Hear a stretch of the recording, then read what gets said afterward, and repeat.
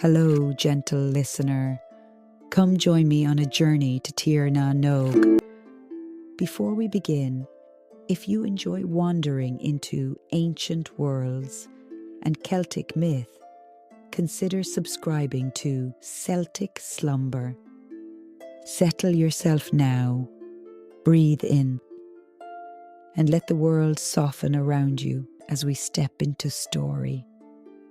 My name is Niamh, daughter of the sea god Manannan Mac Lir, rider of tides, friend to mists, and keeper of a realm that exists just beyond sight, tucked between moments, hidden in quiet places, waiting to be remembered. People call it Tir na Nog, the land of the ever young. But youth is not the heart of this world. Peace is. I will tell you how I first saw your world from across the silver horizon. How a mortal heart and an immortal realm brushed close enough to change the rhythm of both. It began, as all thresholds do, not with thunder, but with stillness. The sea was smooth that evening, in a way it usually is not. A calm you feel first, at the base of your ribs, before your eyes recognize it. The sky bled into shades of lavender, pearl and pale rose, defying the very idea of nightfall. I stood barefoot, where water caressed the sand like a whispered secret. Beside me, my horse, Aumbar, mane shining like spun moonlight, exhaled mist that smelled faintly of salt and distant flowers. The ocean adored him. It parted for his hooves, and on that evening, the ocean was restless, but not in anger. In anticipation, something or someone on the mortal shore shimmered with the strange glow of destiny, a thread humming loud enough for the otherworld to hear. So I listened. The way you listen when you feel your name spoken, but no voice is near. Across the sea, on a wild stretch of Irish coast, stood a young warrior, Oisin, son of Fionn of the Fianna, a poet with the soul of a stag, a fighter with the gaze of someone who already dreamed in colours brighter than this world used. Even from afar, I could sense the ache of wonder in him. He did not long for escape. He longed for belonging, for bigness, for something more than what fits into ordinary life. That kind of longing is a beacon. Anbar bowed his great head, sensing my thought before it finished forming.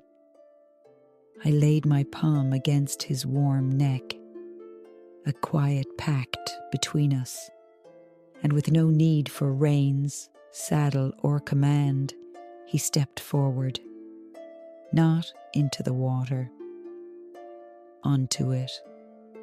The surface did not break. Not a droplet jumped. The sea simply accepted him, carrying his weight as though proud to do so. I sat tall, my hair unbound, crownless, ribbonless, unadorned. The otherworld needs no pageantry. It only needs itself. The wind welcomed us forward, a guiding hand pressing gentle at my back.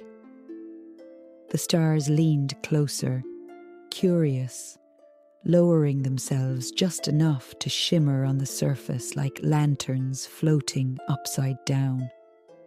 With every stride Aumbar took, the mortal world softened. The boundary thinned, colour deepened, sound expanded. In places where your world whispers, mine sings.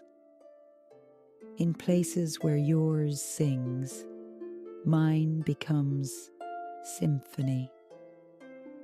And then I saw the shore where he stood, clearer now, the mortal edges still crisp around him.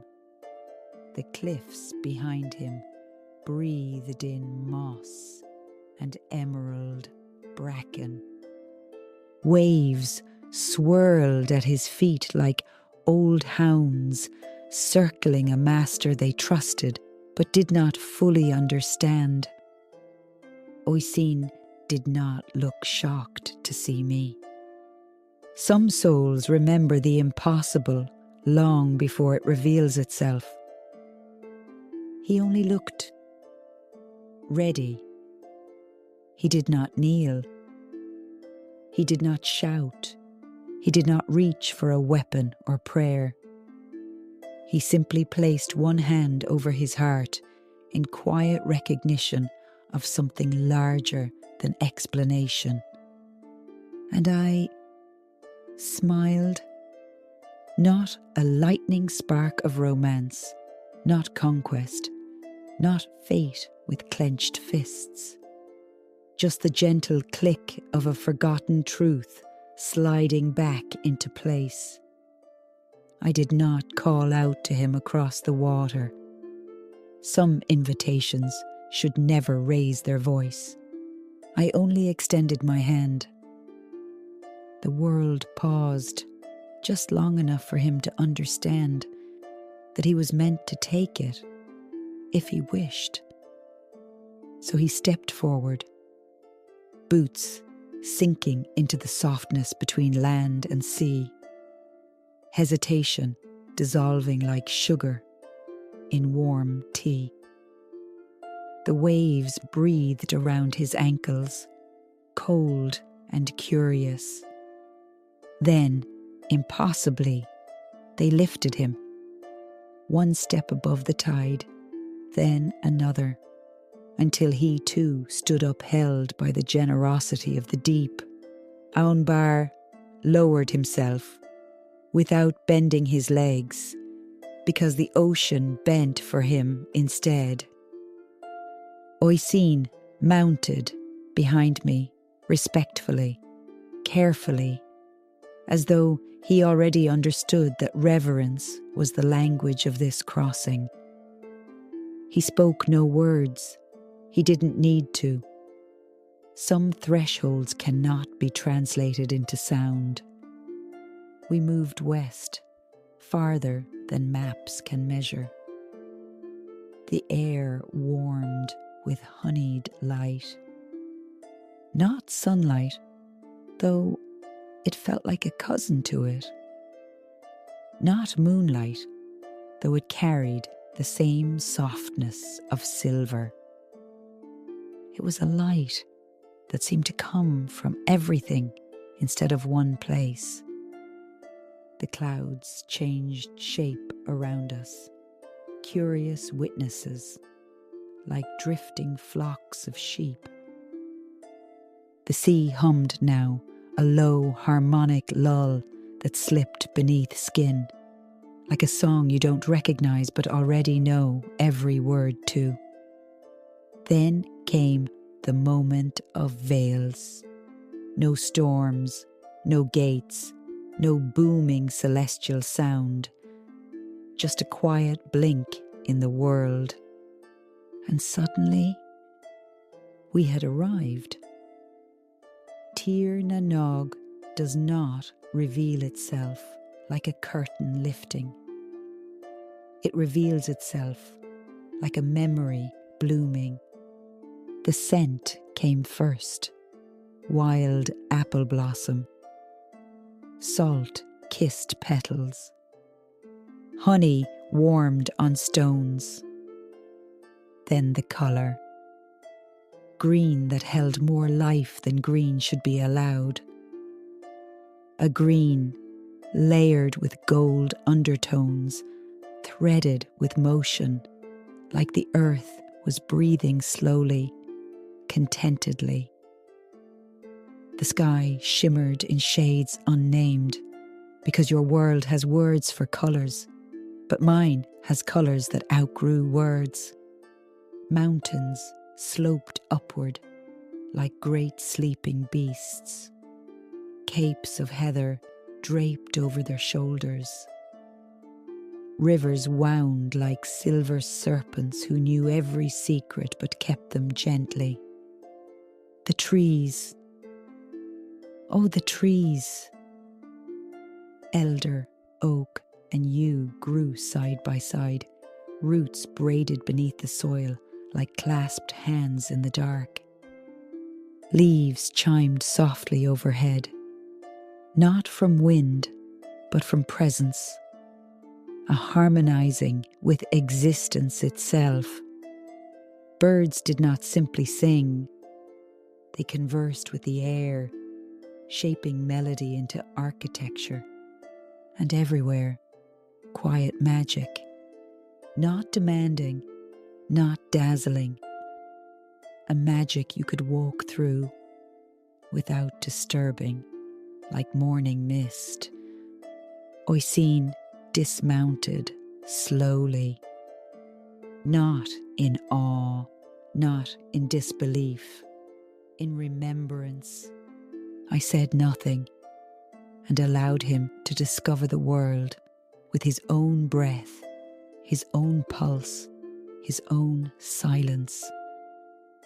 The ground cushioned his step as though it had practiced for his arrival. Far in the distance, a waterfall spilled itself effortlessly off a cliff of rose-coloured stone, dissolving into mist before it reached any bottom at all. Time here did not flow forward. It expanded outward. Past and future sat beside each other, like old friends exchanging stories without rushing the endings. I finally spoke, my voice carrying the patience of centuries without sounding aged.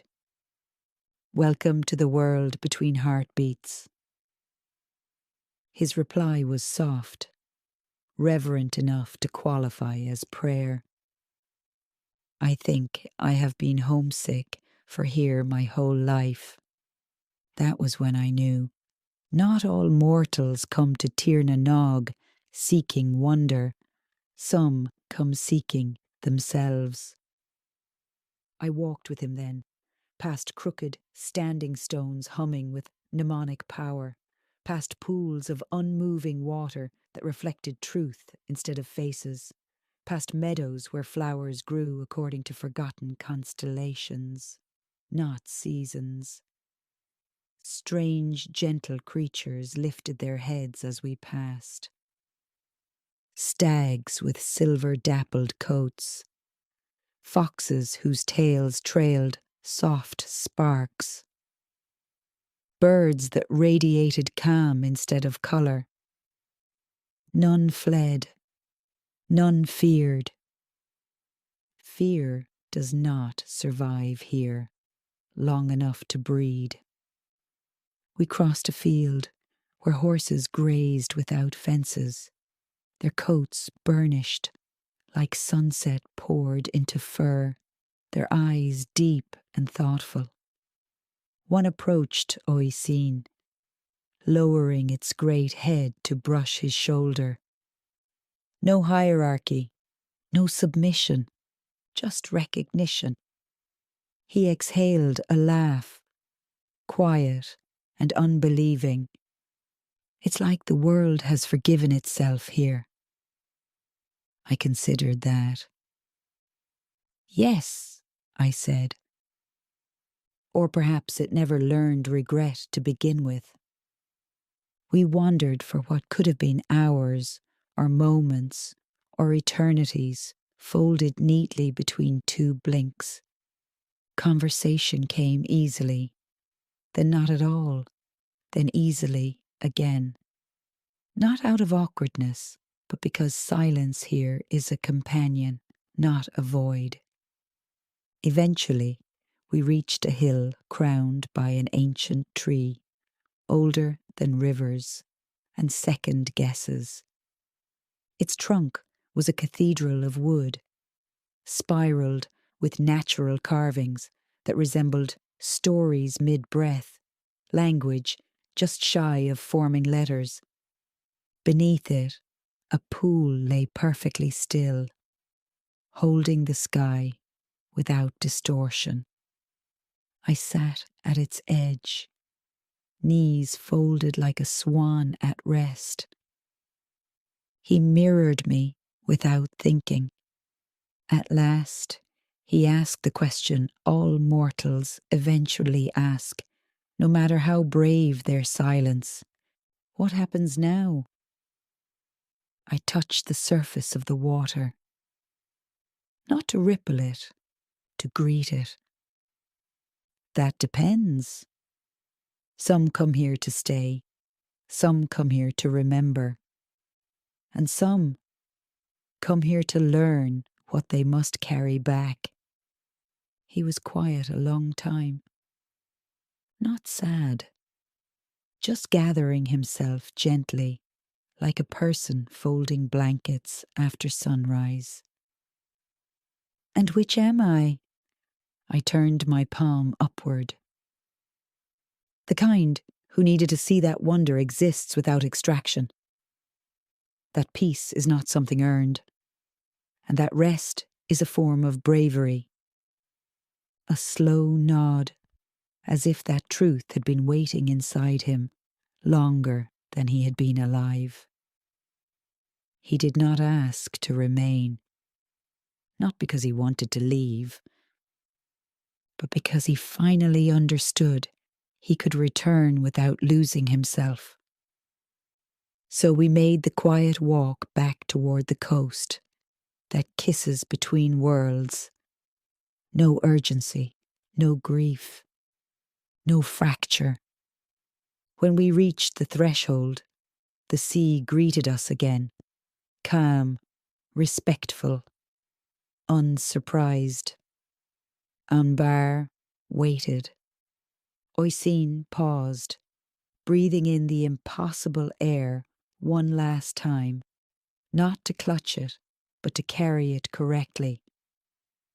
Thank you, he said simply. The words were small, the weight enormous. I placed my hand over his heart, briefly, the lightest claim a person can make. Come back in stories, I told him. It is the softest door between our worlds. He smiled with the peaceful exhaustion of someone who has finally exhaled all the breaths they were holding without knowing why. He stepped back onto mortal sand. The boundary sealed with quiet grace, like water smoothing after a stone settles at the bottom. I did not vanish in spectacle. I faded in belonging. Because magic does not leave a place, it becomes it. And now, gentle listener, the world of Tir na Nog lingers at your doorway as well, not calling you away, but reminding you that wonder is gentle, old, and unafraid to sit beside ordinary life without interrupting it. If your eyes grow heavy now, if your breathing has softened, if the world feels a little farther away than it did before, then perhaps the realm has brushed close to you too. Not to take you, only to give you rest. Sleep softly now. I will be where the sea remembers the shore.